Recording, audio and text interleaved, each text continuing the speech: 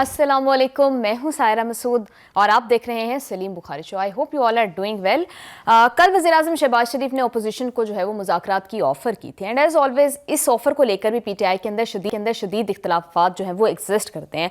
एक तरफ तो बानी की बहनें और ख़ुद बानी तहरीक इंसाफ मुज़ाकरात के बजाय एहतजाज की कॉल दे रहे हैं, दूसरी तरफ कुछ साबिक़ पीटीआई रहनुमाओं की नेशनल डायलॉग कमेटी जो है उसने वज़ीर-ए-आज़म की इस ऑफ़र का खैर मकदम किया है और हुकूमत को ये मशवरा दिया है कि अगर वो मुज़ाकरात को नतीजा खेज बनाना चाहते हैं, वाकई कोई सियासी रास्ता निकालना चाहते हैं, तो अपनी तमाम तर तवज्जो और डियाला के बजाय कोर्ट लखपत पर जो है वो मरकूज करें और इसके साथ ही शाह महमूद कुरैशी को पेरोल पर रिहाई का मुतालबा भी जो है वो कर दिया गया है। बहरहाल इस सारी सूरत हाल में महमूद खान अचकज़ई बतौर अपोजिशन कमेटी के सरबराह उन्होंने भी वज़ीर-ए-आज़म के इस ऑफर का जवाब देना है। क्या जवाब मुज़ाकरात के हक में मुस्बत होगा या एक दफ़ा फिर तहरीक इंसाफ और अपोजिशन अपने प्रोटेस्ट पर और स्ट्रीट पावर पर रिलाई करेगी? इस पर बुखारी साहब का तज्जिया लेंगे।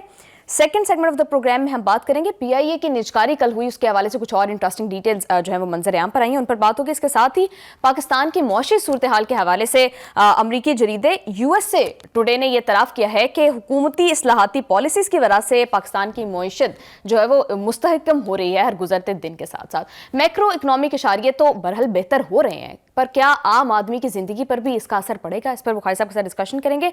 एंड लास्टली बात करेंगे 273वें कोर कमांडर कॉन्फ्रेंस से फील्ड मार्शल साहब की ज़ेर सदारत मुनक्किद हुई, उसमें कुछ अहम इशूज़ पर बात की गई है। इन तमाम टॉपिक्स पर डिटेल डिस्कशन के लिए बढ़ते हैं सलीम बुखारी साहब की जानिब। अस्सलाम वालेकुम बुखारी साहब। वालेकुम अस्सलाम, मैं ठीक हूँ, आप बताइए आप कैसी हैं? ये वायरल जो हुआ हुए हैं मुख्तलिफ किस्म की बीमारियां, उनसे बची हुई हैं आपके? जी बुखारी साहब, मैं तो बची हुई हूँ, लेकिन पाकिस्तान की सियासत ऐसी वायरल बीमारियों से जो है वो काफ़ी इफेक्ट हो रही है हर गुजरते दिन के साथ। बुखारी साहब, कल आपने तो कह दिया था कि वज़ीर-ए-आज़म जो है वो पॉइंट स्कोरिंग के लिए मुज़ाकरात की पेशकश कर रहे हैं, लेकिन बहरहाल उन्होंने एक पॉजिटिव स्टेप लिया, मुज़ाकरात की बात की, अपोजिशन को जो है वो इसकी तरफ दावत दी। अब तक जो है वो अपोजिशन कमेटी ने इसके हवाले से कोई फैसला नहीं किया। एक्सपेक्टेड है कि आज इस पर कोई रद्द-ए-अमल दिया जाएगा, क्या समझते हैं, कोई पॉजिटिव रिस्पॉन्स एक्सपेक्ट कर रहे हैं आप? पहली बात तो ये कि मैंने कल ये कहा था कि ये सिर्फ पॉइंट स्कोरिंग नहीं है। पहले भी सीरियस ऑफर्स की गई थी और अब ये सीरियस ऑफर है, लेकिन इन ऑफर्स का पीटीआई की तरफ से जो जवाब दिया गया माजी में, जो जवाब दिया जा रहा है अब, वो हैरान कुन है। सियासी पंडित जो हैं उनका कहना ये है कि गालिबन पीटीआई और पीटीआई की लीडरशिप के डीएनए में मुज़ाकरात नाम की कोई चीज़ है ही नहीं। क्योंकि हुआ यह है कि जिस वक्त दूसरे मुज़ाकरात करना चाहते हैं, आप कहते हैं हम इन चोरों डाकुओं से मुज़ाकरात नहीं करेंगे। जब आपको एस्टैब्लिशमेंट कहती है कि इनसे बात कर लें, हुकूमत से, यही आपके लिए बेहतर रास्ता है, तो आप वो भी नहीं मानते हैं। आप जिद करते हैं कि नहीं हमने तो बात करनी है, तो सिर्फ हम ताकतवर तबके से करेंगे, उनसे करेंगे जो जिनके पास कुव्वत है। वो इशारा ऑब्वियस है, क्योंकि पहले भी इसी रास्ते को इख्तियार किया था उन्होंने, अब भी वही रास्ता इख्तियार करना चाहते हैं। मुज़ाकरात अगर आपके डीएनए में ही नहीं है तो मुझे बताएं कौन कराएगा और कौन कामयाब कराएगा इनको? लिहाजा हमने देखा माजी में जितनी भी कोशिशें की गई हैं उसको सबोटेज किया गया बाकायदा। अब ये जो प्राइम मिनिस्टर की लेटेस्ट ऑफर है, इसने मेरे ख्याल से पीटीआई के अंदर मजीद दरारें पैदा कर दी हैं। बिल्कुल ठीक है जी, ये मैं इसलिए कह रहा हूँ कि कुछ ने तो इस डायलॉग की जो ऑफर है उसको मुस्बत करार दिया है पार्टी के अंदर भी, और पार्टी के जो साबिक लोग हैं उसकी भी हम बात करेंगे अभी, जो मुझसे एक डायलॉग कमेटी बनी है उसके हवाले से। लेकिन पीटीआई की कोर लीडरशिप जो है, इंक्लूडिंग बानी और इंक्लूडिंग उनकी बहनें, उन्होंने इस मुज़ाकरात की ऑफर को उतना संजीदगी से नहीं लिया है जितनी संजीदगी से उन्हें लेना चाहिए था। ख्वाजा आसिफ का तबसरा जो है वो इसलिए काबिल ज़िक्र है कि वो ये कहते हैं कि वो जो मैंने बात पहले कही थी, उन्होंने भी कही है डीएनए वाली बात कि उनके डीएनए में नहीं है। वो इसलिए कि वो कहते हैं कि वो जो बानी है वो ना तो असूल परस्त है, ना ही वो अपनी बातों पर कायम रहते हैं और यू टर्न के ऊपर बिलीव करते हैं मोर देन एनीथिंग एल्स जी। वो ये कहते हैं कि बजाते खुद वो 200% जो है वो मुफाद परस्त हैं। इसलिए उनका जो रास्ता है वो मुज़ाकरात का नहीं है, क्योंकि मुज़ाकरात में कुछ लेना पड़ता है, कुछ देना पड़ता है। बुखारी साहब, आपको नहीं लगता कि जब मुज़ाकरात करने होते हैं, वाकई आप संजीदगी से ऑफर करते हैं इसके लिए, तो फिर उसके लिए पॉलिटिकल स्पेस भी जो है वो क्रिएट की जानी चाहिए, वो माहौल साजगार बनाया जाना चाहिए? बहुत सारे मौके जो हैं वो पीटीआई और बानी पीटीआई ज़ाया कर चुके हैं। अभी जो एक आखिरी कोशिश उनकी तरफ से की गई थी वो ये थी कि महमूद अचकज़ई और मौलाना नासिर अब्बास के ऊपर मबनी एक कमेटी तश्कील दी गई थी जो मुज़ाकरात करेगी हुकूमत के साथ। उसके ऊपर भी पार्टी में बहुत सीरियस डिवाइड है, जबकि पार्टी की जो आउटसाइड द پارلیمنٹ یا دیگر لیڈرشپ ہے وہ یہ کہتی ہے کہ محمود اچکزئی اور مولانا ناصر عباس کے پاس مینڈیٹ ہے, ان کو بات کرنی چاہیے, یہ مینڈیٹ بھی ان کے پاس ہے, وہ بات کرنا چاہتے ہیں یا نہیں کرنا چاہتے ہیں یہ خود فیصلہ کر لیں. لیکن ان کی بہنیں اور جو دیگر لیڈر ہیں وہ یہ کہتے ہیں کہ نہیں, یہ اختیار تو کسی کو دیا ہی نہیں انہوں نے. یعنی پارٹی کی ڈائلاگ کمیٹی کی اپوائنٹمنٹ بھی بانی نے کی ہے, اور بانی کا ہی پیغام لے کے ان کی بہن جیل سے باہر آتی ہیں کہ جو مذاکرات کر رہے ہیں یا کرنا چاہتے ہیں وہ ہم میں سے نہیں ہیں, وہ پی ٹی آئی کے لیڈر بانی پی ٹی آئی کے ساتھ نہیں ہیں. یہ کیا ہے, یہ کیا کسی سیریس پولیٹیکل پارٹی کا یہ ایٹیچیوڈ ہونا چاہیے؟ جی یہیں پر بات ختم نہیں ہوتی ہے. آپ یہ دیکھیے کہ بہت ساری چیزوں سے آپس میں اختلافات سامنے آ رہے ہیں. پارلیمانی کمیٹی کا اجلاس بھی ہوا ہے پی ٹی آئی کی, ٹھیک ہے, اس کے اندر بھی کنٹروورسی ہے. سلمان اکرم راجہ اور جو ہمارے دوسرے ساتھی ہیں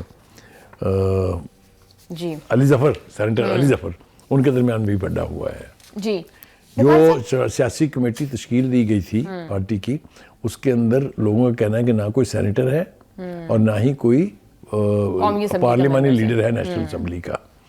تو جب یہ لیول ہوگا تقسیم کا تو کیسے کوئی میننگ فل ڈائلاگ جو ہے وہ انیشیٹ کیا جا سکتا ہے؟ ایک تو یہ دیکھنا ہے. بخاری صاحب, ابھی جب وزیر اعظم نے یہ آفر کی کہ وہ مذاکرات کرنا چاہتے ہیں, اگر واقعی وہ اس آفر کو لے کر سنجیدہ ہیں تو سب سے پہلے ایٹ لیسٹ کسی فیملی ممبر کے کل ملاقات کا دن تھا, ملاقات کروا دی جاتی. اگین وہی ہوا کہ انہوں نے پروٹیسٹ کیا, وہ چند گھنٹے وہاں پر بیٹھے رہے, ان کو نہیں جانے دیا گیا بانی سے ملاقات کے لیے. تو اگر مذاکرات کے حوالے سے ماحول پہلے سازگار بنایا جائے تاکہ دونوں سائڈ میں ٹرسٹ بلڈنگ ہو. بالکل آپ ٹھیک فرما رہی ہیں, لیکن یہ ذمہ داری آپ پی ٹی آئی پر ڈالنے کے لیے شاید تیار نہیں ہیں ذہنی طور پر. ماحول ایک نے نہیں بنانا ہوتا, ماحول دونوں نے بنانا ہوتا ہے. جب آپ ملاقات کو جواز بنا کے پروٹیسٹ کرنے آئیں گے اڈیالہ جیل میں تو کوئی نہیں ملنے دے گا آپ کو. کہہ دیا نا, عطا اللہ تعالیٰ نے بھی کہہ دیا کہ نہیں ملنے دیں گے جی, کر لے جو کرنا ہے. تو کہنے کا مطلب یہ ہے کہ آپ پہلے وہ رویہ بھی تو چھوڑیں نا.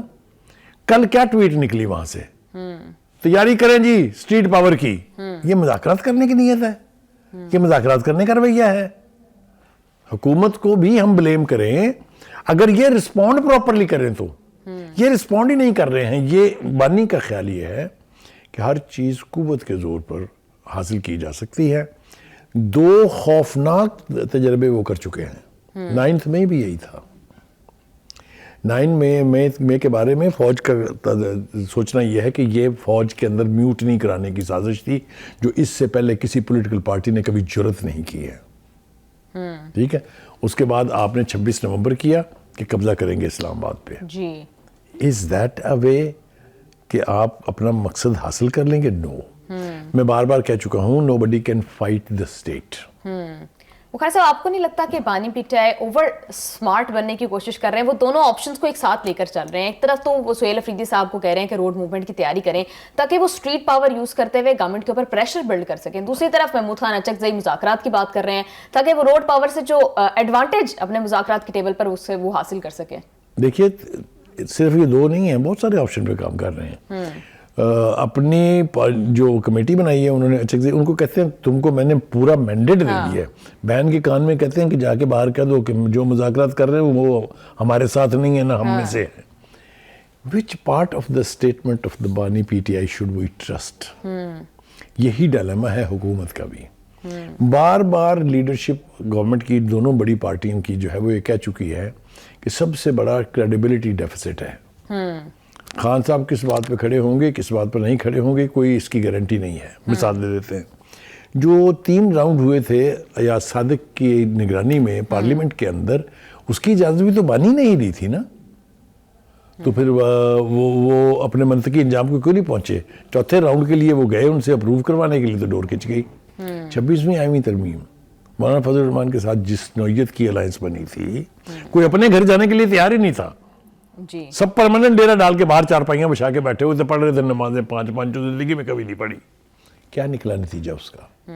جب مسودے پر اتفاق ہو گیا تو پتہ چلا کہ جناب مولانا فضل الرحمان صاحب ان کے رویے سے تنگ آ کے 26ویں ترمیم کو ووٹ دیا ہے. جی یہ سیاسی ایٹیچیوڈ نہیں ہے, یہ سیاسی کنڈکٹ نہیں ہے. بخاری صاحب, پی ٹی آئی کا ایک اور بھی تو مسئلہ ہے کہ ان کے ورکرز جو ہیں وہ بارہا وہ چاہتے ہیں کہ روڈ اسٹریٹ پاور کو یوز کیا جائے. جس طرح سے ریسنٹ پریس کانفرنس میں بھی سلمان اکرم راجہ اور بیرسٹر گوہر یہی بات کر رہے تھے کہ ان کے لیڈر بات کر رہے ہیں, ورکر نہیں. جی, وہ یہ بات کر رہے تھے کہ ہمارے ورکرز جو ہیں وہ بارہا یہ بات کرتے ہیں کہ بانی کی رہائی کے لیے اسٹریٹ پاور کو استعمال کیا جائے. تو اگر مذاکرات کرتے ہیں تو پھر ورکر کس طرح سے رسپونڈ کرے گا؟ دیکھیے, میں ایک ریئلسٹک پکچر کو یعنی احاطہ کرنے کی کوشش کرتے ہیں.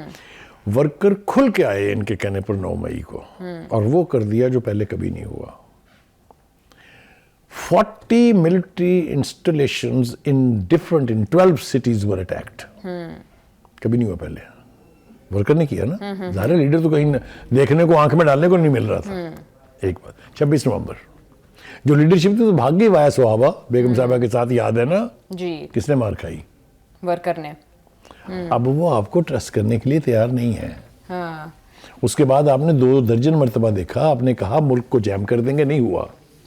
آپ نے کہا ہر شہر میں مظاہرے ہوں گے, نہیں ہوئے. یاد ہے نا آپ کو. تو ورکر جو ہے یہ بہت سینسٹیو چیز کا نام ہے. وہ جب اس کو یہ فیل ہو کہ پارٹی میرے سر پر کھڑی ہی نہیں ہے تو وہ نہیں نکلتا, چاہے اس کا باپ بلا رہا ہو اس کو. لیکن بخاری صاحب, اس دفعہ پی ٹی آئی کو لگتا ہے کہ علی امین گنڈا پور صاحب اور طرح کے انسان تھے. اب سہیل افریدی صاحب جو ہے وہ ورکر کے ساتھ کھڑے ہو کر جو ہے وہ احتجاج کریں گے. آپ کو واقعی ایسا لگتا ہے کہ ایسا؟ بالکل ایسا نہیں ہے, نہ مجھے لگتا ہے ایسا, اس لیے کہ 2 بڑے لیڈر تھے جو پروٹیسٹ کی پالیٹکس کو آگے لے جا سکتے تھے. ایک کا نام شیر افضل مروت تھا, دوسرے کا نام علی امین گنڈا پور تھا. دونوں کو آپ نے کک آؤٹ کر کے پارٹی سے باہر پھینکا ہے ایک طرح سے. ایک تو بالکل پھینکا گیا ہے اور دوسرا جو ہے کہیں دیکھنے کو نہیں مل رہا. اے مین فرام کے پی کے under the P T I was a stalwart Ali Amin Gandapur پور. He is nobody, he is no an entity. تو یہ میں نے آپ نے تو نہیں کیا نا, تو پارٹی نے کیا نا جی. اور وہ جو نعرے مارتے تھے, جنید اکبر ہوں چاہے وہ دوسرے باقی کے ہوں, کدھر گئے وہ؟ 2 جگہ جلسہ کیا, آپ نے کامیاب نہیں ہوا, آپ نے چوکس نوٹسز ایشو کر دیے لوگوں کو. تو کہنے کا مطلب یہ ہے کہ آپ پارٹی کے اندر کی ڈیوائیڈ جو ہے وہ اب ریفلیکٹ ہونی شروع ہو گئی ہے اور کھل کے سامنے آ رہی ہے کہ کسی بھی ایشو کے اوپر ساری پارٹی ایک نہیں ہے. یہ جو پہلے کہا جاتا تھا اور مانا نہیں جاتا تھا کہ بہنوں کی اور فیملی کی پالیٹکس ڈیفرنٹ ہے, ورکرز کی پالیٹکس ڈیفرنٹ ہے اور ووٹرز کی, اور جو یہ گروپ بنے ہوئے ہیں, چاہے وہ وکلا کے ہیں چاہے وہ سیاستدانوں کے ہیں, ان کی پالیٹکس کچھ اور ہے. Such a divide within one party, how do you think it can achieve its targets? بالکل بخاری صاحب ٹھیک کہہ رہے ہیں, بہت امپورٹنٹ بات کی آپ نے. بریک کے بعد واپس آئیں گے پروگرام میں, ہمارے ساتھ رہیے گا.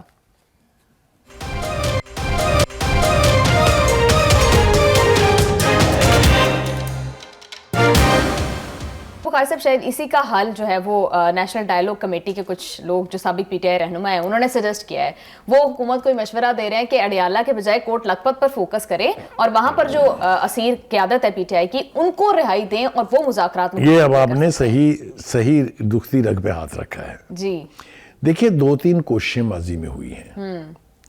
پہلی کوشش جو ہے وہ اس وقت ہوئی تھی جب 5 یعنی جو رہنما تھے امپریزنٹ جیل میں, انہوں نے ایک خط لکھا تھا.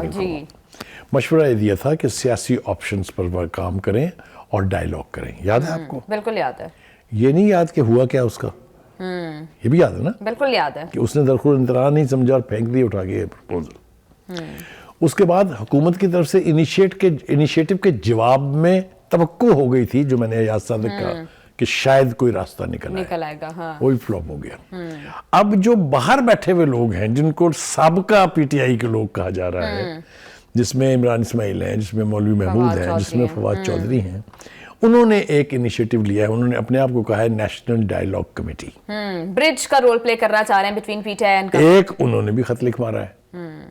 ایک تو یہ کہ انہوں نے ویلکم کیا ہے پرائم منسٹر کی ڈائیلاگ آفر کا. جی. دوسرا یہ کہ وہ یہ کہہ رہے ہیں کہ چھڈو جی انہوں, یہ وہ -1 فارمولے کی طرف آپ جائیں. بالکل. وہ کسی کا کریڈٹ نہیں ہے, وہ اس کا واحد کریڈٹ اور ڈسکریڈٹ جو ہے وہ بانی کو ہے. بیکاز وہ کوئی ڈھنگ کی بات چونکہ ماننے کے لیے تیار نہیں ہے, لہٰذا یہ نمونے ان کے اندر سے پیدا ہو رہے ہیں. ٹھیک ہے, اب یہ آپ کریڈٹ یا ڈسکریڈٹ دیں اسٹیبلشمنٹ کو یا حکومت کو کہ وہ -1 کرانے کے لیے اس طرح کی درفنتریاں چھوڑ رہی ہے, یہ ایک سیٹ ہے. دوسرا سیٹ آف انفارمیشن یہ ہے کہ یہ سارے لوگ تو ہارڈ کور پی ٹی آئی کے لوگ تھے. انہوں نے جیل کاٹی ہے. ان میں سے ایک انفارمیشن منسٹر رہا ہے, ان میں سے دوسرا گورنر سندھ رہا ہے فار آل تھرو آؤٹ دا ٹینیور. تو کہنے کا مطلب یہ ہے کہ they are not non entities, they are P T I, they are P T. ایک وہ ہارڈ کور جو جا کے استحکام پارٹی میں بیٹھ گئی، جس میں جہانگیر ترین، علیم خان وغیرہ لوگ شامل تھے.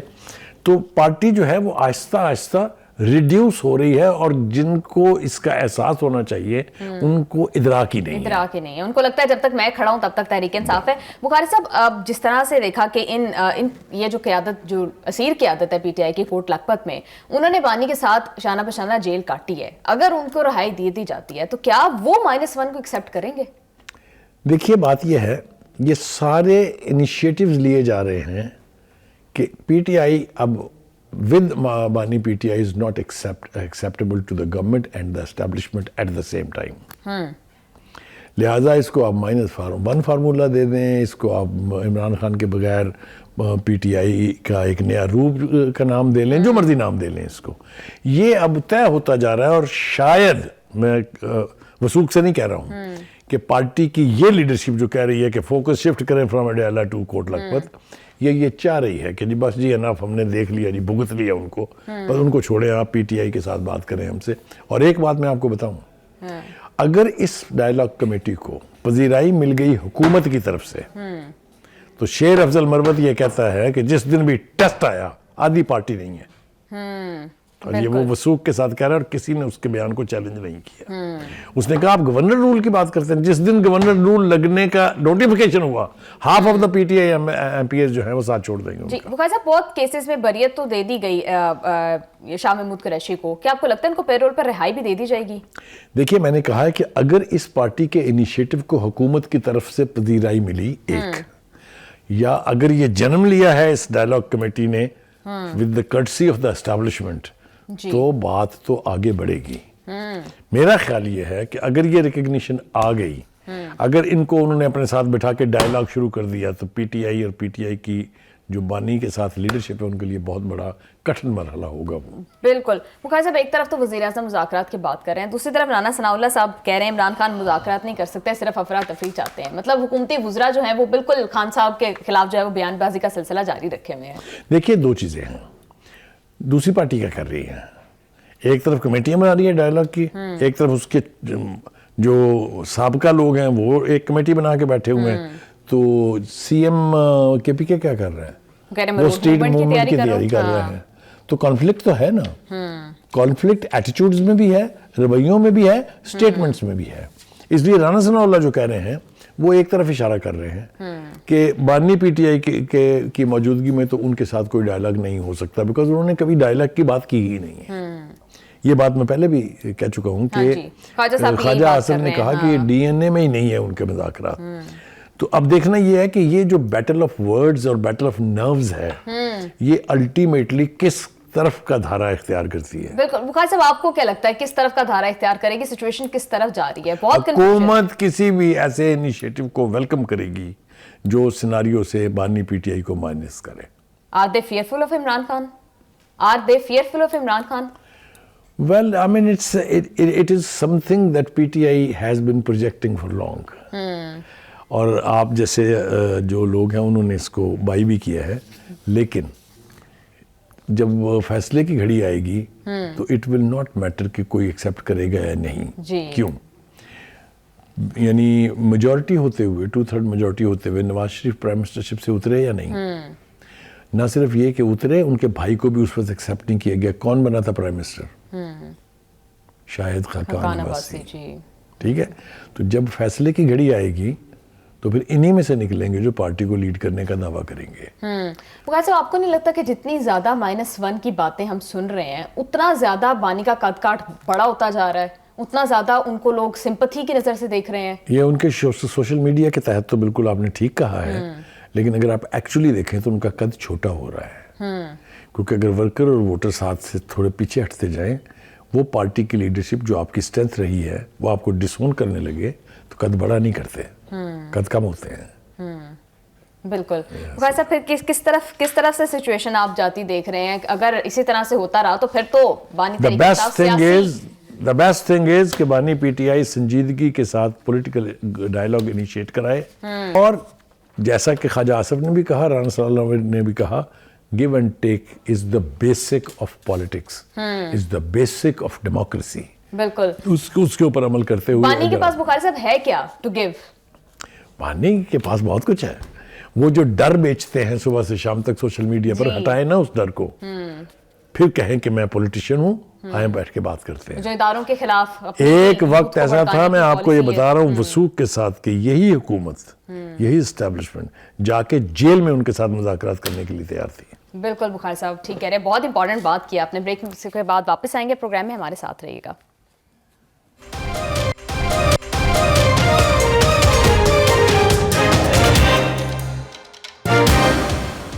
بخاری صاحب, پاکستان کی فوجی اور عسکری قیادت اب مکمل طور پر پرعزم ہے کہ کسی کو بھی, چاہے کوئی سیاسی عناصر ہیں یا جو بھی, ان کو اجازت نہیں دی جائے گی کہ پاکستان کی سیکیورٹی اور سوورینٹی کو چیلنج کیا جائے. آپ کا کیا ٹیک ہے اس کے اوپر؟ دیکھیے, پہلی بات تو یہ ہے کہ کسی بھی ملک کی افواج ہوں, ان کے اندر تفرقہ ڈال کے آپ اپنے دفاع کو کمزور کرتے ہیں, آپ اپنے دشمن کو انکریج کرتے ہیں. یہ تو ایک اصول کی بات ہے. دوسری بات یہ ہے کہ اگر ہم اپنے کانٹیکس میں دیکھیں تو یہ فوج جو ہے یہ کسی کی موسن تھی کبھی, اور پھر یہ غدار ہو گئی, میر جعفر میر صادق ہو گئی. پھر اس کے بعد جب آپ نے دیکھا کہ بات نہیں بن رہی ہے تو پھر اب آپ ان کو پھر دوبارہ جمہوریت کا باپ بنانے کے لیے تیار ہیں. یہ بیانات میرے نہیں ہیں, تمہیں بھی یاد تو ہوگا کلام کس کا ہے. ٹھیک ہے جی, ایک تو یہ. دوسری بات یہ ہے کہ جس بھی ملک میں فوج اور عوام کے بیچ دراڑ پڑے گی, وہاں میں آپ ایز اے سٹیزن انسیکیور ہو جائیں گے. تو انسیکیورٹی کی اجازت تو کوئی قوم نہیں دے سکتی کسی کو بھی, چاہے وہ کوئی بھی ہو. ایک بات. دوسری بات یہ ہے کہ یہ کور کمانڈر کانفرنس جو ہے یہ ہمیشہ ایک سینسٹیو ٹرننگ پوائنٹ کے اوپر ہوتی ہیں, خاص طور سے جو روٹین سے ہٹ کے بلائی جاتی ہیں. آج اس کور کمانڈر میٹنگ کی 3 سگنیفیکنس میرے نزدیک ہیں. ایک سگنیفیکنٹ تو یہی ہے کہ وہ قوتیں جو پاکستان کے مسلح افواج کے بیچ تفرقہ ڈالنا, ڈیوائیڈ کرنا چاہتی ہیں, ان کو ہر لیول پر ڈسکریج ہونا چاہیے اور ڈسکریج کرنا چاہیے. دوسرا یہ ہے کہ کشمیر کا جو جد و جہد ہے وہ یہ تاثر قائم کرنے کا موقع ہی نہیں آنا چاہیے کہ وہ کوئی کولڈ سٹوریج میں چلی گئی ہے یا بیک برنر پہ چلی گئی ہے. اس کا بھی اس کانفرنس نے اعادہ کیا ہے. اور تیسری بہت امپورٹنٹ بات جو میرے نزدیک ہے وہ یہ ہے کہ کشمیریوں کی جو جد و جہد آزادی ہے اس کی ہر لحاظ سے انہوں نے پاکستان کی حکومت کے موقف کی توثیق کرتے ہوئے کہا ہے کہ ہم کشمیری عوام کو کبھی اکیلا نہیں چھوڑیں گے. ان کا حق خود ارادیت جو ہے یہ ان کا بنیادی حق ہے, یہ ہم دلا کے رہیں گے. یہ بھی بہت بڑی ڈٹرمنیشن کا اظہار ہے کہ ہم کشمیریوں کی جد و جہد آزادی کے ساتھ کھڑے ہیں. تیسرا which is the most important, بہت سا اور آج کل تو بخاری صاحب اس کے حوالے سے بہت سا کنفیوژن پھیلایا جا رہا ہے. یہاں تک بھی کہہ دیا گیا ہے پاکستان کے اندر بھی پاکستان کے باہر بھی کہ پاکستان کے مسلح افواج کو امریکہ استعمال کرے گا اور استعمال کرے گا حماس کے خلاف.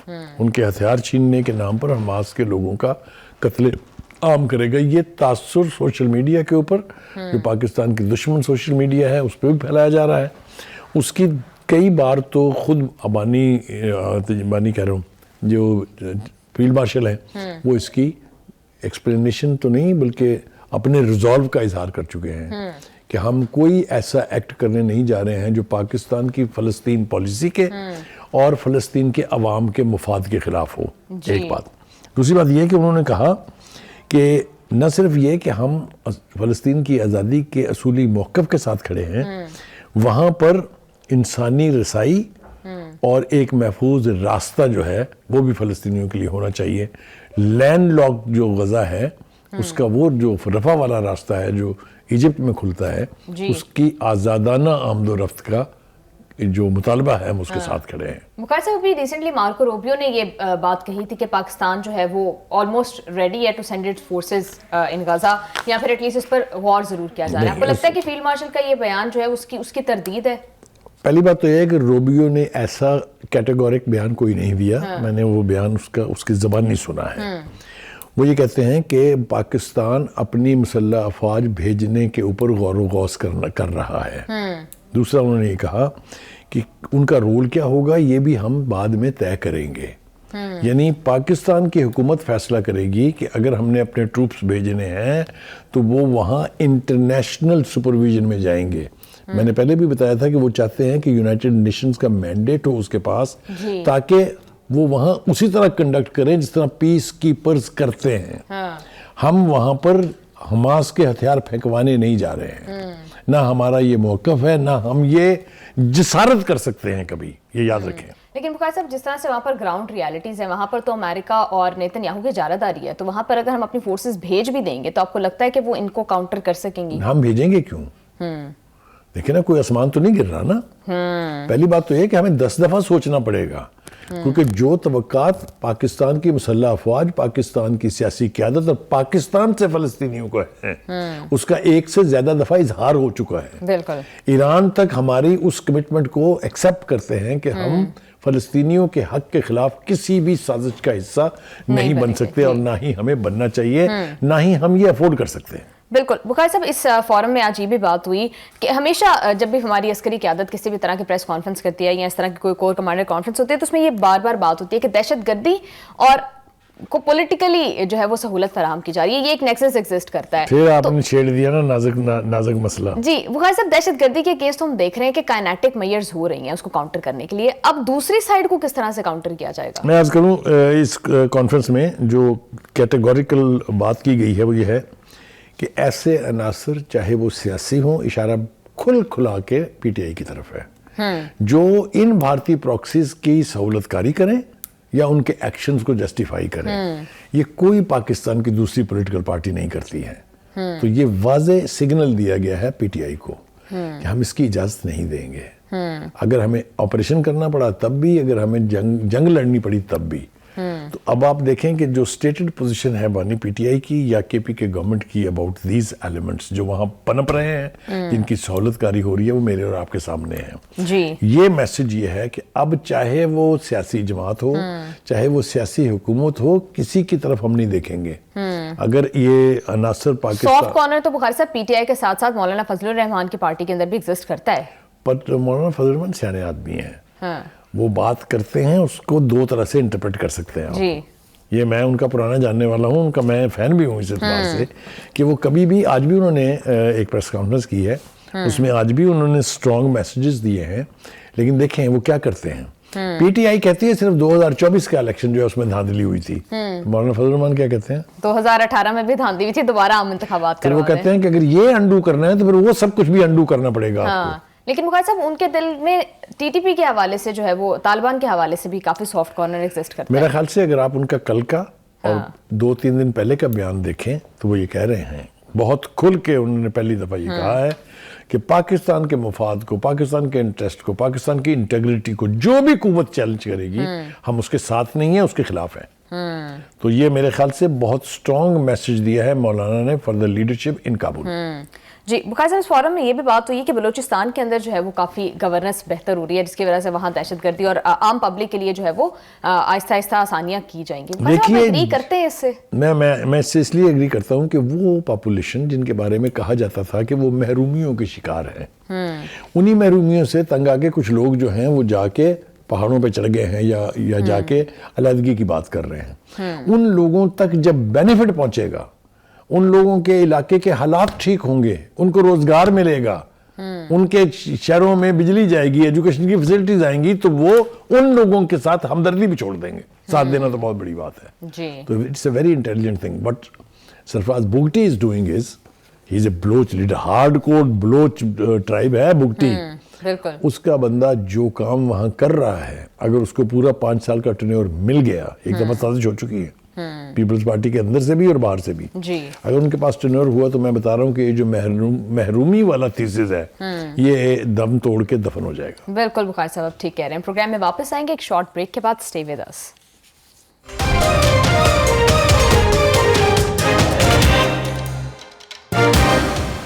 کل پی آئی اے کو فائنلی پرائیویٹائز کر دیا گیا اور اس نجکاری سے گورنمنٹ کو 55 ارب روپے ملیں گے۔ جی بخاری صاحب، کیا پی آئی اے کی نجکاری سے پاکستان کی معیشت جو ہے اس کے حوالے سے کوئی امید کی کرن آپ دیکھ رہے ہیں؟ پہلی بات تو یہ ہے کہ کفر ٹوٹا خدا کر کے بالآخر پی آئی اے کی نجکاری جو ہے وہ ایک شفاف عمل کے تحت مکمل ہو گئی ہے۔